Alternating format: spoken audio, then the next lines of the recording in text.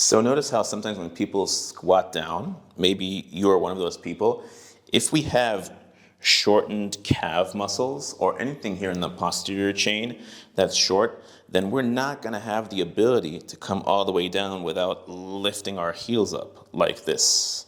So you might have good mobility in your knees and you might have good mobility in your hips, right? You can get your hips sinking in to this position, but you're going to have to raise your heels. So that means something here might be shortened.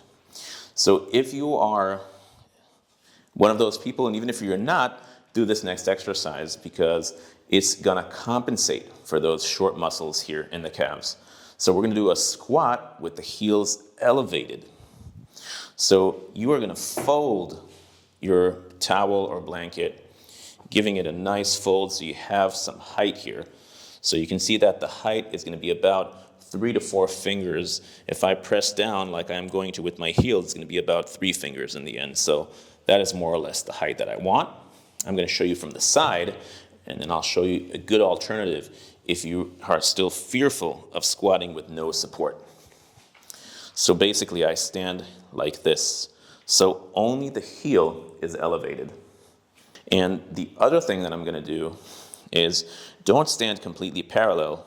Open up a little bit between that angle between your feet. So heel is elevated. Again, don't elevate the arch of your foot, just the heel, and open up about 10 to 15 degrees with the angle of the feet. For those of us that don't have tight calves, this is still a good squat variation because it's going to work the quads a little bit more because it's shifting our weight forward, which is wonderful. Now, we're aiming for a range of motion that we can control. So notice that as I come down, if I go all the way down, I lose that tension, which is something that I don't really want to happen when I'm doing a squat. So as you're coming down, stop where you still have tension and control. This is a very challenging place to be. Even for me right now, super challenging right here in the quads, and I come back up. So I'm going to find that place where I can lower down with control, and it's going to be super challenging, and that's where I'm going to hold and then only come up. And if you find yourself not being comfortable lowering down to a squat, you can bring your chest down like this and get your arms down into the books like this. And then you have that support. And then you can find that challenging place where your arms aren't taking all the load. It's still on your legs. And come up from there. So any one of you can reach down to the books with their chest down.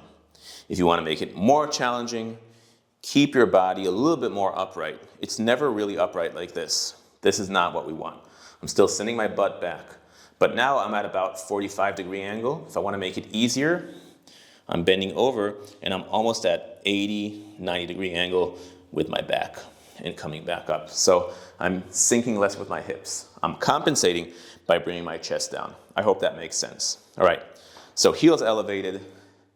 I'm going to use the version that is challenging for me, but I'm going to do the first two with the modified version, with a wall and with the books. Let's go. We're going to do 10 repetitions. 1.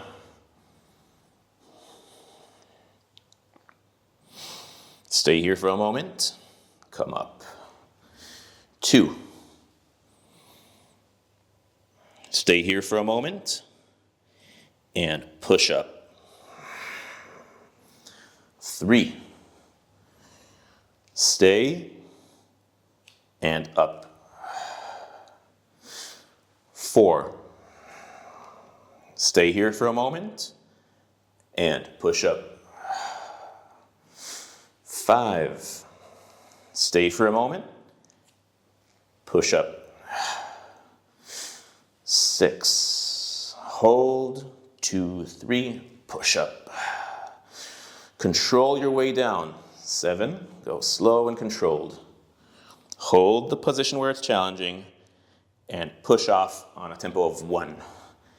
And number 8, slow and controlled, hold, push up. 2 more to go. 9. Hold the position, push yourself up. Last one, let's take 6 seconds to lower down. 1, 2, 3, 4, 5, 6. Hold for 6. 1, if you can, 2, 3, 4, 5, and 6. And come up on 1. 1. Good. All right, let's shake it off.